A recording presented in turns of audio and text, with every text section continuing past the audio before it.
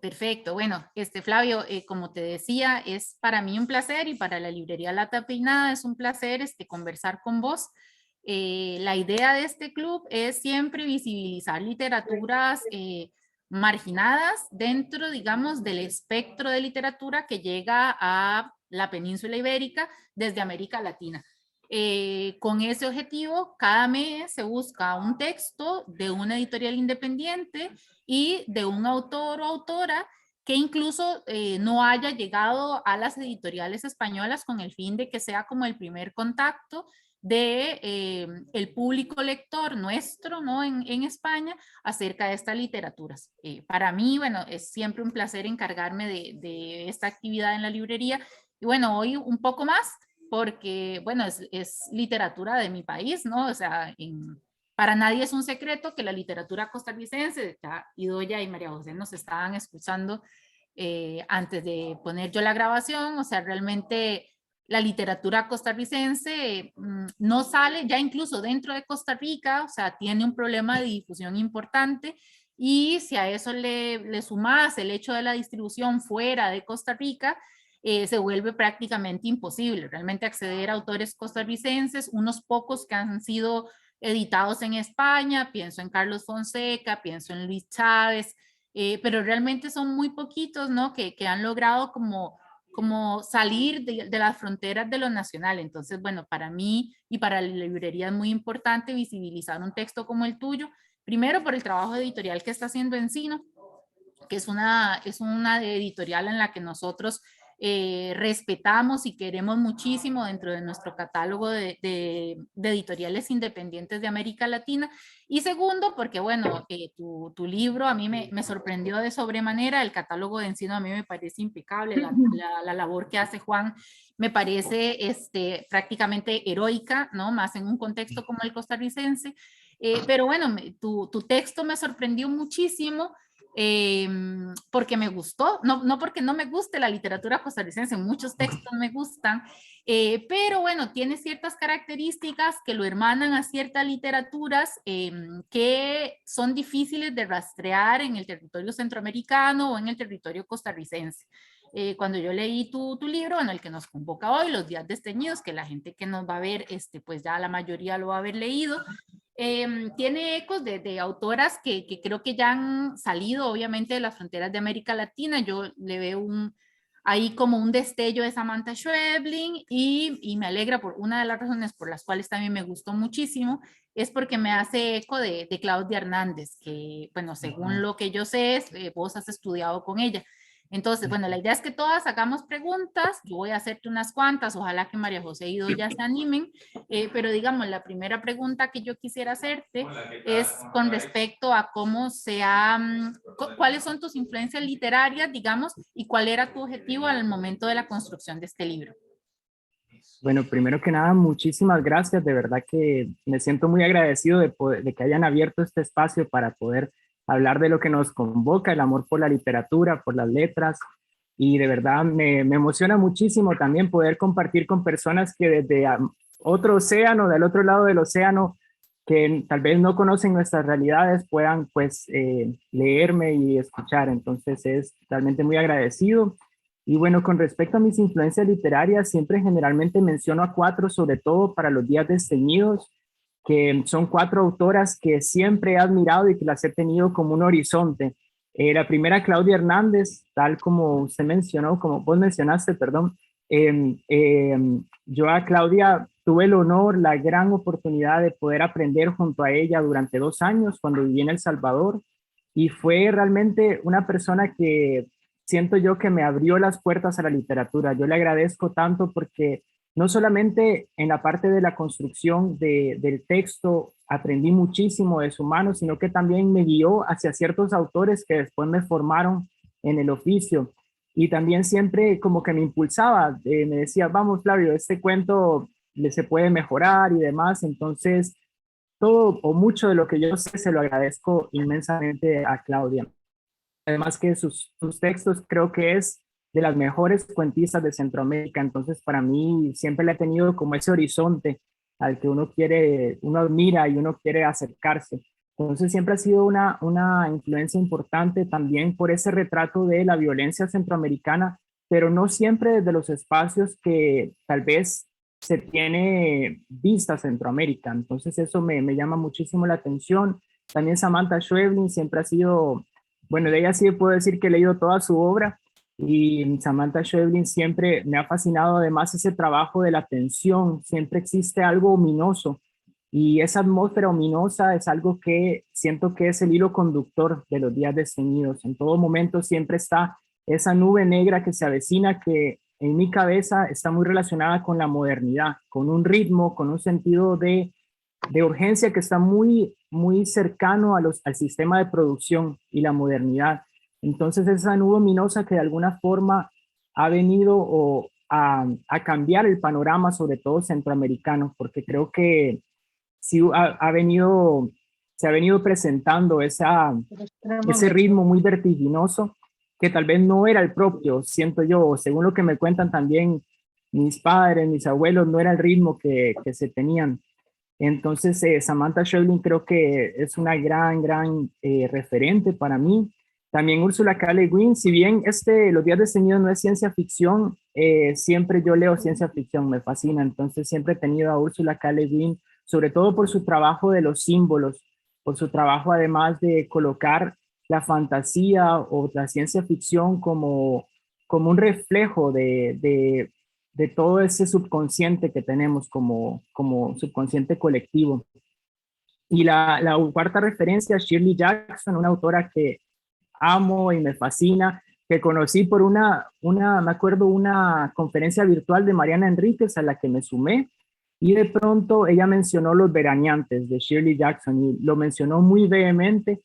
Entonces yo dije, no, tengo que buscar a Shirley Jackson y desde el momento que leí Los Veraneantes sentí una conexión impresionante y después ya me fui a leer La Lotería y otros cuentos, Heinzaman, Siempre hemos vivido en el castillo, siempre ha sido una referencia para mí porque además me encanta esas narradoras porque generalmente son protagonistas poco fiables. A mí me fascina eso, donde uno no sabe en qué momento estamos siendo partícipes de la paranoia de la protagonista por el contexto en el que está inmerso o nosotros mismos como lectores estamos percibiendo la situación desde una óptica opaca o filtrada. Entonces creo que esas son mis más grandes influencias, sobre todo en los días desteñidos. Van cambiando con el tiempo, también según lo que uno escriba, pero creo que esas siempre se han quedado y están ahí como muy presentes en mí. Me parece muy interesante lo que decís por dos cosas. Una de las cosas interesantes que me parece muy interesantes en los cuentos de tu libro es este recurso, bueno, vos decís iluminoso, entrar en las narrativas de lo inusual y lo insólito. Pero no siempre hay un fenómeno sobrenatural en tu texto, pero siempre hay algo que, en palabras de Mark Fisher, es algo que no debería estar allí o algo que como que no encaja totalmente. Es como esta imagen deformada o esta óptica ladeada que tienen muchísimos de tus textos relacionados a la violencia. Pensando en eso, por ejemplo, en Claudia Hernández, me preguntaban justo ahora, mi compañera, que si tu texto, que si yo sentía que era tico, o sea, si sentía que era costarricense, si hay una geolocalización en Costa Rica, ¿no? Y yo le decía que curiosamente, con el mismo caso, lo mismo le pasa a Claudia Hernández, a pesar de que nunca hay una descripción, yo le decía, bueno, yo lo siento tico porque vocea, porque tiene frases que son de costarricense, digamos, no de castellano peninsular o de donde sea, ¿no? Pero realmente no hay una geolocalización específica ni en Centroamérica, ni en Costa Rica, que pasa también con Claudia Hernández. Sin embargo, se ven estas violencias de la posmodernidad, ¿no? Muy presentes en estados altamente neoliberales, altamente militarizados, con un ritmo de vida acelerado, también sobre todo impulsado por nuestra cercanía con los Estados Unidos, ¿no? Como todas estas eh, disyuntivas sociales, ¿no? Que se inscriben en un país tan neoliberal como podría ser Costa Rica, ¿no? Entonces, bueno, mi pregunta, sumado a todo esto, cuando pensamos en, ya no en la narrativa de lo fantástico, donde realmente hay una irrupción de la realidad, de la irrealidad, ¿no? En el horizonte de expectativas de lo real, en tus textos siempre hay algo como que incomoda, ¿no? A esta realidad o que deforma esta realidad. ¿Qué podría acercarse a todas estas narrativas de lo extraño, como le dice mucha gente, o el fantástico de la posmodernidad o esto? Yo sé que a la gente, a los autores no les gusta que les pregunten en qué género se inscriben, porque normalmente la gente no escribe pensando en género literario, ¿no? Pero quisiera saber, digamos, si vos tuvieras que ubicar o si alguien te preguntara, ¿no?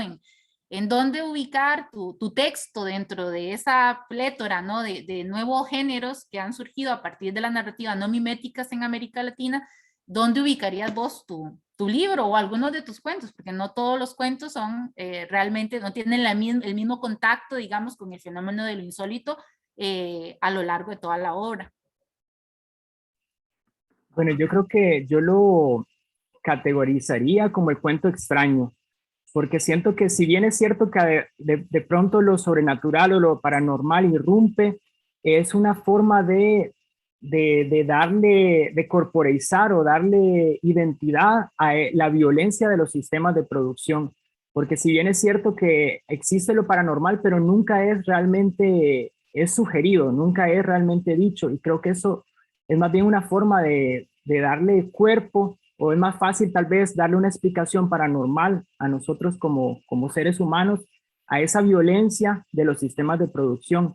Y siempre, bueno, yo me acuerdo desde que leí esta antología de Rodolfo Walsh, de la antología del cuento extraño, sentí una gran conexión con ese género, porque siento que es como donde yo me siento muy cómodo, porque siempre es inquietante, hay un desasosiego muy presente y no se sabe bien en qué momento se cuela en la realidad un elemento que puede ser paranormal, pero que en realidad es una forma de nombrar esa violencia de los sistemas de producción, la urgencia, tal como usted mencionó, esa cercanía con una posmodernidad avasalladora que nos revuelca a todos y nos invita a ser muy diferentes a lo que tal vez es la norma o lo que veníamos acostumbrando como región.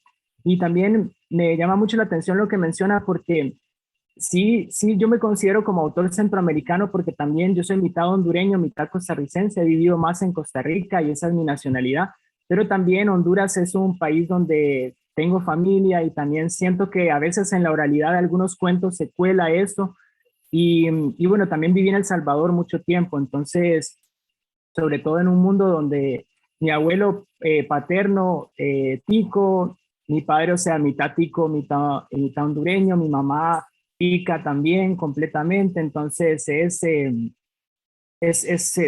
cuelan, ¿verdad? Todas esas voces de la región y creo que al final, como autores, tratamos de poner en papel la voz colectiva, o esa es la intención de poder poner de manifiesto lo que vemos, lo que observamos, lo que estamos viviendo como país o como región y lo que estamos viendo en la contemporaneidad.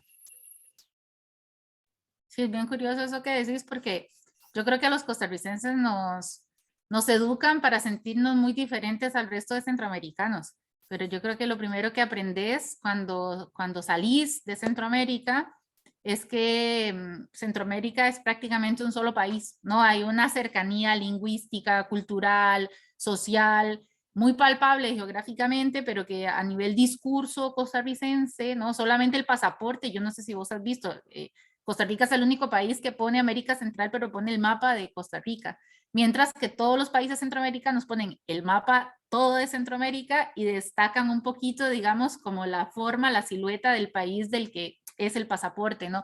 Entonces, toda esta cuestión, como este blanqueamiento, esta cuestión de separación de Suiza centroamericana, etcétera, realmente es bien falsa cuando ves que tenemos un acento bien parecido, un trasfondo cultural muy similar, ¿no? Pese a las diferencias culturales que pesan en cada país, las guerras en El Salvador, en Honduras, en Guatemala, y bueno, y las diferencias socioeconómicas de cada uno de los países centroamericanos, pero sí que yo coincido con vos en el hecho de que la literatura centroamericana, yo incluso pienso en literatura centroamericana más que geolocalizar por país, porque creo esto, o sea, de todas las implicaciones lingüístico-literarias que tiene la región con respecto a la producción que se genera dentro de ella misma, ¿no? Y lo otro que quería preguntarte luego, ya para cederle la palabra a Idoya o María José, si querían decir algo, a mí me interesa, bueno, mi género favorito es el cuento, me imagino que el tuyo también, si decís que te gusta Ursula K. Le Guin, si te gusta Samantha Schweblin, que son maestras del Shirley Jackson, maestras del género del cuento. Siempre me interesa mucho saber la génesis, digamos, de la construcción de un libro de cuentos, tanto si los construiste en un periodo de tiempo similar o si unos son como de un periodo y otros de otro periodo, o también incluso porque me parece que eso está muy bien hecho, quiero saber si es trabajo tuyo, si es trabajo, si lo trabajaste con Juan, el orden de cada uno de los cuentos, cómo fue ese proceso, digamos, de construcción, de ensamblaje de cada uno de los cuentos que conforman Los Días Desteñidos. Muchas gracias. Ese fue uno de los procesos más arduos, siento yo, en la construcción del libro, porque creo que es cierto, el cuento es una unidad, pero siento que cuando se coloca en un compendio, tiene que haber completamente un hilo conductor. Entonces es muy importante que no sea un rejunte de cuentos, sino que ver cuáles están en el mismo universo. Y a mí me interesaba mucho generar una atmósfera de crescendo desde lo más cotidiano, desde lo más anodino, hasta un espacio donde esa misma violencia que mencionaba ya se le colocó, se hizo una entidad paranormal, donde ya se ve como sobrenatural, porque es cómo el ser humano se enfrenta ante eso innombrable, que sí es físico en realidad, porque son mecanismos de producción, la forma en que nos relacionamos con el trabajo, pero es una manera de ponerle nombre paranormal o sobrenatural a eso en lo que estamos tan inmersos. Entonces, todos estos cuentos yo los escribí del 2016 al 2022. Fue un periodo, hubo varios que sentí que no entraban dentro de este universo. Entonces fue también ese proceso y esa aceptación de decir, ok, no, esto lo dejo para otro lado porque no me ayudan a construir esa atmósfera. Y en el momento de utilizar el orden, sí quise eso, que pasar desde lo más anodino hasta ya el cuento final es una extrañeza radical donde ya que siento yo, esa fue la intención que quise que las personas al leerlo no sepan si se están enfrentando a una realidad o ya un estado de paranoia, donde esa nube ya englobó absolutamente todo. Entonces eso para mí es muy interesante y me encantó. Me acuerdo que puse un montón de post-its con el nombre de cada cuento, los iba moviendo, los cambiaba, hice como 4 opciones de orden hasta que al final sentí uno, ok, este es, porque además hay un recorrido, también pensé mucho, empezamos adentro, ¿verdad? Como adentro de una casa en espacios más cerrados, después hay un momento en el que salimos y después hay de nuevo un entrar, pero para querer volver a salir. Entonces también hubo ese orden que estuvo en mi cabeza. Y creo, en general, para mí, la construcción del cuento, creo que tiene que haber una tensión. Eso para mí es el núcleo. Si un cuento, me encanta, no sé si han leído el decálogo de Horacio Quiroga para el manual para el perfecto cuentista, que en un momento dice que el cuento es la novela depurada o despojada de ritmo. No me acuerdo qué palabra utilizó, pero al final es eso, ya la novela sí tiene muchísimo más espacio para explayarse, para abordar diferentes perspectivas y el cuento es un núcleo, es una tensión. De hecho, la palabra en Costa Rica decimos mucho, te tengo un cuento, es algo que hay una urgencia por contar, una urgencia por sacar esa idea, ese pensamiento.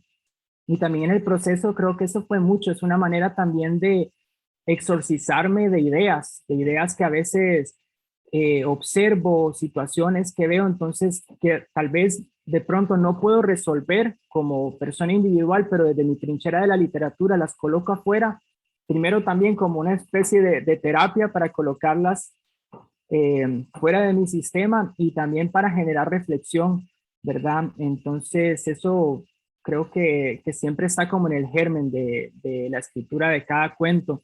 Y en ese libro en particular siento que los personajes, muchos tienen como un descontento y hay un conflicto con la autoridad, con esa autoridad hegemónica que está muy relacionada con el Estado cuando pone el bienestar del capital por encima del bienestar del ser humano.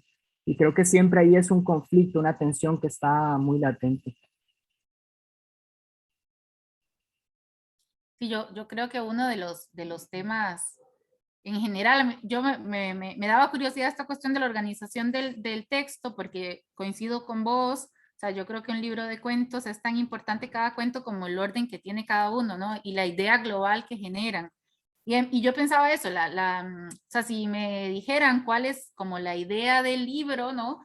Es esta cuestión como de la individualidad en contra del Leviatán, ¿no? Y el Leviatán representado con esta cuestión ominosa, o esta cuestión inusual, o esta cuestión extraña, pero que al final representa, digamos, todas estas luchas de la posmodernidad neoliberal, ¿no? Que se presenta en un país como Costa Rica. También bien curioso, justo conversaba ahora con unos clientes, ¿no? Esta idea de Costa Rica como un paraíso natural, como el país más feliz del mundo, como la Suiza centroamericana, eh, y que aparte de ese discurso, no hay todo otro discurso que lo decía Dante Liano, la cuestión de la violencia obliqua en la literatura centroamericana, ¿no? Cómo existe, como ciertos autores en los que yo también coincido con vos, para mí Claudia Hernández no solamente es una de las mejores cuentistas de Centroamérica, me atrevo a decir que una de las mejores de América Latina, o sea, cuentistas, hombres, mujeres, todo mezclado, ¿no? No estoy hablando solamente de mujeres. Y es porque tienen esa capacidad, ¿no? El texto, por lo cual me parece valioso, y se lo comenté a Juan y por ahí lo puse cuando leí el libro, tienen esta capacidad, ¿no? De narrar esta cuestión de lo extraño, de lo sobrenatural, de lo ominoso, eh, demostrando esta violencia, pero dentro de una, es como que estuvieras viendo la realidad, pero como con otros lentes, ¿sabes? Y creo que esa óptica otra, ¿no? Que produce, que es como ver lo mismo, esto de que siempre pasas por el mismo lugar, pero un día te das cuenta que ese lugar que creías que conocías, tiene algo que nunca habías visto. Me parece que tus cuentos dan en esa mancha o en ese espacio de lo conocido, que nunca te habías puesto a detenerte a ver. Entonces de ahí, a mí me parece que, bueno, Cortázar lo decía, el cuento te tiene que ganar por knockout. No, tienen esta capacidad de darte un golpe y dejarte incluso metatextualmente eh, dudoso de tu propia realidad, ¿no? Entonces yo creo que un buen cuento, y me parece que pasan tus cuentos, tienen tienen esa cualidad, digamos, y dejan como esa sensación en la persona que lo lee. No sé, Idoya o María José, si quieren preguntarle algo a Flavio. Hola Flavio, Hola, encantada. Mira, a mí igualmente. me encantó tu libro y lo que más me sorprendió es la intensidad que puedes llegar a crear en 2 páginas. Por ejemplo, en La Ronda, o sea, es que yo me subía por las paredes y escuchaba casi el canto, o sea, ha sido magnífico. Y bueno, hay uno de los cuentos, muchos me han gustado. Yo quería destacar este de La Ronda, el de El Paseo, que es como muy hitchcockiano y muy entre Hansel y Gretel y Hitchcock. Y uno que me explotó la cabeza es el de Lucio, y quería saber qué idea hay detrás de este cuento. Sí, Lucio es muy curioso porque Lucio, bueno, primero a la hora de escribirlo, era larguísimo, ese cuento era casi que una novela. Y después fui despojando de partes que sentía que nada más eran necesarias para mí, para entender ese cuento.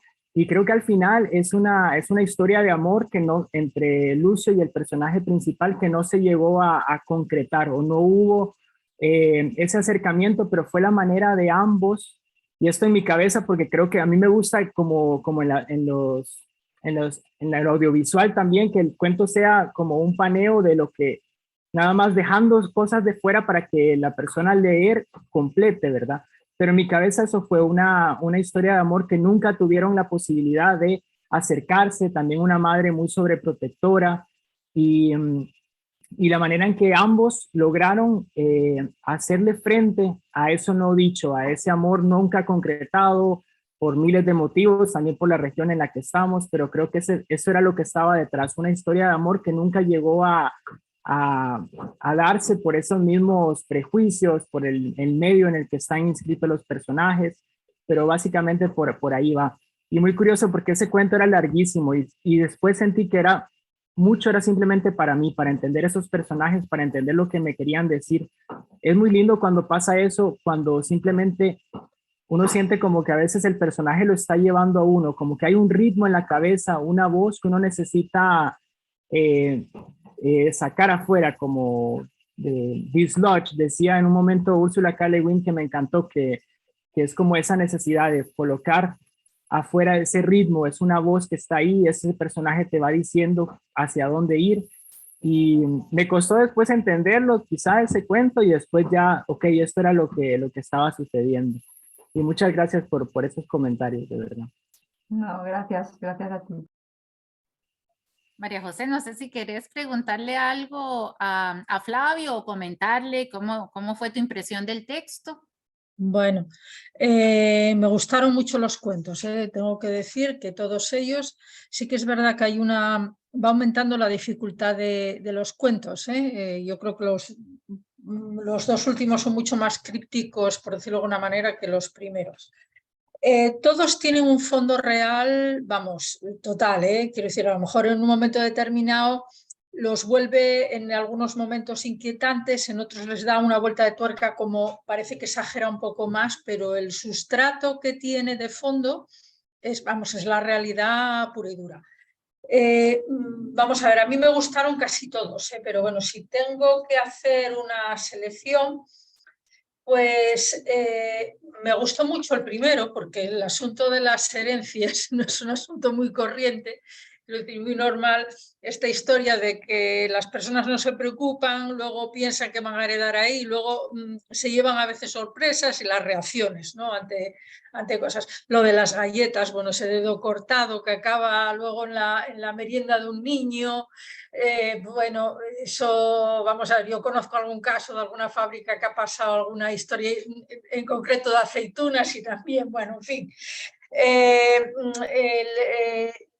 Vamos a ver, el síndrome de abstinencia del supermercado, del relato del supermercado, ese estrés, porque en el fondo están relatando una sociedad muy estresada, muy estresada, no solamente en ese del supermercado, sino también en el depuración, esa mujer que de repente empieza a deshacerse de todo, primero empieza con las cosas inútiles, pero luego se va viniendo arriba y va cada vez hasta que su propia pareja piensa que en un momento determinado también él va a ser prescindible, se va a quedar consigo misma. También habla mucho de cuestiones de aislamiento, y sí que es verdad que, exceptuando por algunas notas que podrían ser, pues, por ejemplo, el tipo de comida o alguna cosa así que aparece en el texto, los frijoles y el arroz o esas cosas, podría ser en cualquier sitio del mundo, un mundo occidental. Yo no lo veo tan un mundo así agrícola como un mundo más urbano. Eso es lo que desde luego magníficos. No sé si es porque es que al principio tuve muchos problemas de conexión, estaba con el móvil, estaba aquí con mi marido. Si es el primer libro que realizas, porque desde luego es de 10. Muchas gracias, María José. De verdad le agradezco montones esas palabras. Y no, comentaba que sí tuve un libro que autopubliqué anterior que se llama Accesos, una editorial independiente, pequeña, pero que es como una modalidad de autopublicación, que es un libro que tengo cariño por ser el primero, pero creo que sí había una inmadurez en mi parte, como que quise hacerlo todo yo. Pero bueno, aprendí de eso y me acuerdo que en su momento pensé, ok, no, porque después le veía errores o le vi faltas de, no tuvo un buen juicio, ¿cierto? En algunos momentos. Y ya yo dije, no, con el siguiente sí me encantaría que sea una editorial seria, y tuve la dicha de que Encino apostara por este libro y sí fue un proceso completamente distinto, y creo que eso es también lo que me quiero dirigir de ahora en adelante, porque sí es otra cosa tener la asesoría de personas que saben, también que saben la distribución, que saben todas las partes de la edición, es fundamental, creo yo. Pero sí, es el segundo, pero también el primero a la vez. Sí. Yo quería hacerte, ya para ir cerrando, la pregunta incómoda. Yo quisiera saber si estás escribiendo, si tenés algún proyecto de publicación, si ves, digamos, a mediano o corto plazo que podamos acceder a algún otro texto, digamos, de pluma tuya. Gracias, pues yo escribo, siempre siento que leo más que escribo. Y mi proceso de escritura a veces es muy doloroso, parece mentira porque siento que es como una especie de exorcismo, entonces, de ciertas ideas que me incomodan, que veo alrededor, que es una forma de colocarlas afuera, entonces no soy tan prolífico como otros autores, me tomo mi tiempo, creo que también en mi vida trato de hacerle frente o resistir a esa urgencia del mundo tomándome mi tiempo. Entonces, siempre estoy escribiendo. Además, tengo la dicha, estudié muchos años con Carla Pravisani, escritora argentina residente en Costa Rica, y ahora ella me cedió por un tiempo su taller, entonces lo estoy impartiendo. Y eso me hace también, cada vez que tallereamos cuento, sale uno con más ganas de escribir, siempre estoy escribiendo. Entonces tengo varios cuentos ahí que están formándose, pero no sé todavía a qué compendio van a ser, cuál va a ser la atmósfera. Entonces creo que es muy pronto para decir. Estaba escribiendo un tema sobre que pensé una novela, porque sí veo que tiene una tensión distinta a la del cuento, sobre el tema de las sectas, pero ahí está, no sé todavía si lo quiero continuar. A veces hay uno tiene borradores y después los deja en el cajón. Pero sí, seguro que va a haber, si algo en algo he sido constante toda mi vida, ha sido en la lectura y en la escritura, no así en otras áreas de mi vida, pero en esa sí, entonces seguro que en un futuro, pensemos unos 4 años tal vez, espero ya tener dar otro al mundo. Perfecto, Flavio. No sé si Doya o María José tienen alguna pregunta o comentario más. Si no, bueno, yo lo dejaría aquí agradeciendo, número uno, a Encino por todas las gestiones para que los libros llegaran desde Costa Rica hasta acá, hasta España. Agradecerte a vos por conectarte en la mañana en Costa Rica, con muchas cosas seguro más interesantes que hacer que estar conversando aquí a través de una pantalla.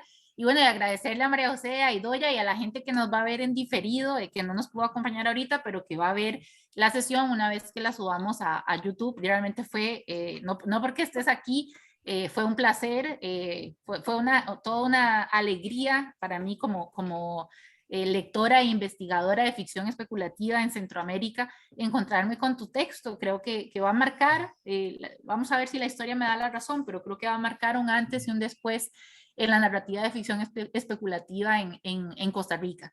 Entonces, eso, no sé si Vidoya y María José quieren decir algo más. Bueno, sí, a mí me gustaría saber si cuando escribes un cuento tienes ya un final en mente al que a los lectores no nos dejas ver o dejas a nuestra imaginación, pero tú sí que tienes claro cómo acabaría ese cuento. Sí, siempre yo lo tengo claro en mi cabeza, pero muchas veces quiero que cada persona encuentre. Me encanta porque, por ejemplo, la ronda que usted me mencionó, en un momento un amigo me dice, no, estaban en un karaoke, y yo dije, no le dije nada, pero nada que ver con mi idea y con mi contexto de lo que estábamos, de lo que estaba, verdad, escribiendo, lo que estaba queriendo retratar. Entonces, siempre yo tengo una visión, pero me gusta sugerir, más no decir de forma tajante. Entonces, pero en mi cabeza sí siempre existe tal vez alguno que otro no lo tengo claro, pero en la mayoría siempre tengo ahí como ese final. Sí. Gracias. Bueno, Flavio, entonces, muchísimas gracias. Muchas gracias a Idoya, muchas gracias a María José. Y bueno, entonces nos vemos en 5 años cuando ya publiques tu próximo libro. O cuando venga también a Costa Rica, Lucía, de verdad, muchísimas gracias. Para hablar de literatura. Sí, igualmente, yo pues trato de no ir tanto a San José, pero de pronto me toca ir, así que puedo ahí calzar, de verdad que súper agradecido por el espacio, súper lindo eso, lo que mencionaba, poder platicar de literatura, además con personas que nos separa un océano con otro contexto, otras vivencias. Entonces realmente agradezco muchísimo por el espacio y a Lata Peinada, Encino, de verdad, y a ustedes por conectarse, de verdad. Perfecto. Muchísimas gracias entonces y estamos en contacto. Que estén muy bien. Gracias. Gracias. Bueno, chao. Hasta luego. Chao. Hasta luego.